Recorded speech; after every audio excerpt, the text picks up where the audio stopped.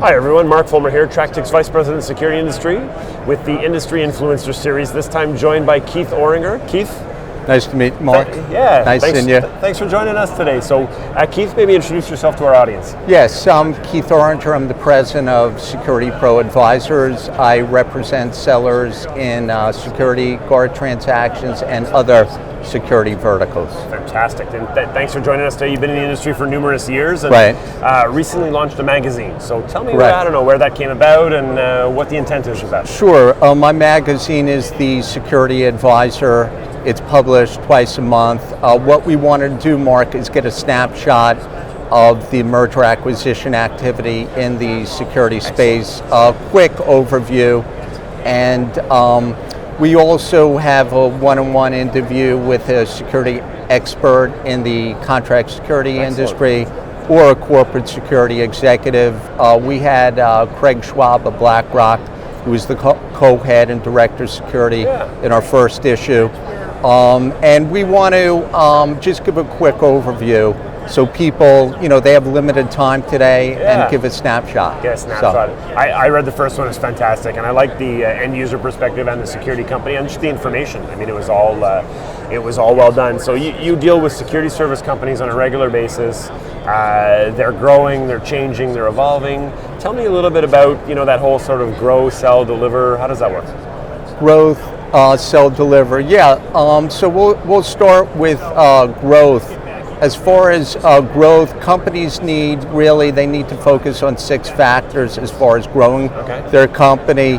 They want to look at sales, they want to look at client retention, they want to look at profit margin, they want to look at cash flow, they want to look at the workman's comp, general liability insurance rate, and they also want to look at their P&L costs, vendor costs, etc. So let me just talk about those 6 factors. As far as growing sales, you want a sales pipeline. If you're going to put out 10 proposals, you might only get 1. So you want to keep that pipeline growing in order to grow. As far as client retention, you want to keep client retention like 90% or more. Because if you say your client retention is 80%, but you're selling 20% sales, you have a net negative growth. So as far as profit margin, I think I've seen managers get overly focused on profit percentage. They should look not only at profit percentage, but profit dollars, because you could have 2 companies, one where the profit percentage is 10%, and another one 7%, but the guy at 7% is growing the top line revenue, where the guy at 10%, there might be no top line revenue growth. So you want to get the profit dollars.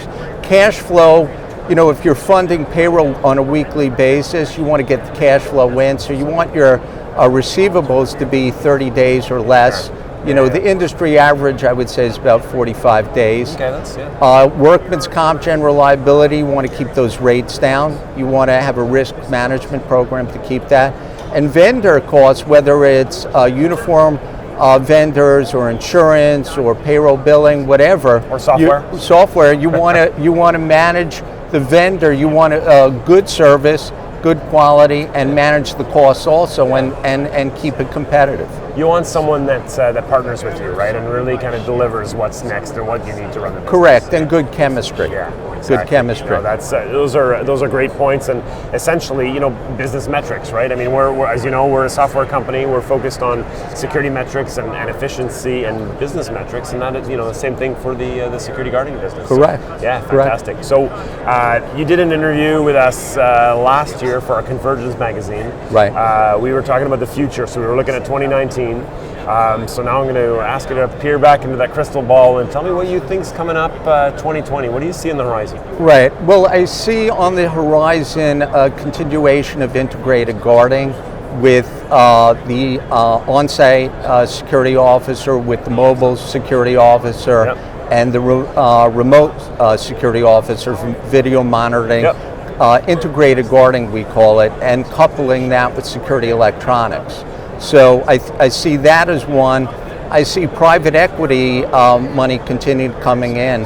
And let me give you a little history on private equity. Private equity's been in this since the late 80s. Merrill Lynch Capital Partners bought Borg Warner, which was Wells Fargo Burns in '87. Then U.S. Security Associates, my former company, they had 3 private equity, GTCR, Windpoint Partners, and Goldman Sachs.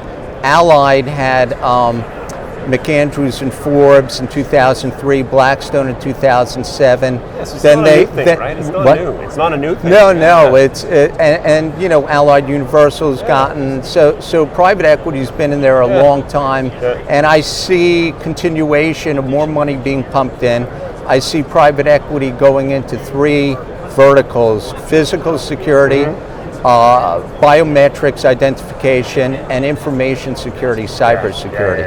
And private equity likes the security market because recurring revenue, fragmentation, you know, opportunity to roll up, build scale, and strong cash flow, recession proof. Fantastic. Keith, thank you very much. Thanks, Mark. Appreciate it. Signing off from GSX 2019 with Keith Oringer. Fantastic comments about security service companies really measuring their performance and contributing to the overall security program. Thank you very much. Thank you.